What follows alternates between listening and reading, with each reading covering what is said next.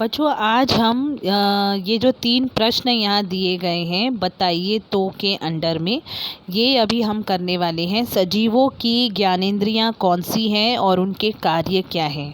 ज्ञानेंद्रियाँ मतलब बच्चों 5 सेंसेस होते हैं, ठीक है। सेंस करना यानी कि हमें ऐसी इंद्रियां जिनके द्वारा हमें ज्ञान की अनुभूति होती है। फॉर एग्ज़ाम्पल नोज़ यानी नाक, आँख, कान, जीभ और त्वचा, ये कुल 5 ज्ञानेंद्रियां हैं जो हमारे शरीर में पाई जाती हैं, ठीक है। जिसमें जो नाक जो है ये गंध ग्रहण करने का कार्य करता है, इसीलिए नाक को हम कहते हैं गंधग्राही। आँख जो है वो दृष्टिग्राही होती है, क्योंकि आँखों से हम क्या करते हैं, दृश्य को देखने का कार्य करते हैं, इसीलिए आँख दृष्टिग्राही होती है। कान श्रवणग्राही, क्योंकि कान श्रवण करने हेतु होता है, इसीलिए कान श्रवणग्राही है। जीभ जो है वो रुचिग्राही है और त्वचा स्पर्श ज्ञान है, ठीक है ना। तो ये सभी इंद्रियां हैं, ज्ञानेंद्रियां हैं जो सजीवों के शरीर में मौजूद होती हैं।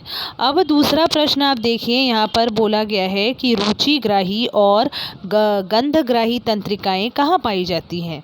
तो रुचिग्राही तंत्रिकाएं कहाँ पाई जाती है बच्चों, जीभ में पाई जाती हैं, और गंधग्राही जो तंत्रिकाएं होती हैं वो नाक में पाई जाती हैं। गंधग्राही मतलब सूंघना, और रुचिग्राही जो है क्या ग्रहण करना है, स्वाद ग्रहण करने की जो क्षमता है वो कहाँ पर होती है, जीभ पर होती है। तो रुचिग्राही तंत्रिकाएं जीभ में पाई जाती हैं और गंधग्राही तंत्रिकाएं जो होती हैं वो नाक में पाई जाती हैं। इस तरह से हैं। अब तीसरा प्रश्न यहाँ पर एक्टिविटी बेस्ड क्वेश्चन है। इसमें आप लोगों को यानी आप छात्रों को ये एक्टिविटी करने के लिए कहा गया है कि ऊपर निर्दिष्ट सभी की कार्य संबंधी जानकारी प्राप्त कीजिए और उसे कक्षा में प्रस्तुत कीजिए, ऐसा कहा गया है।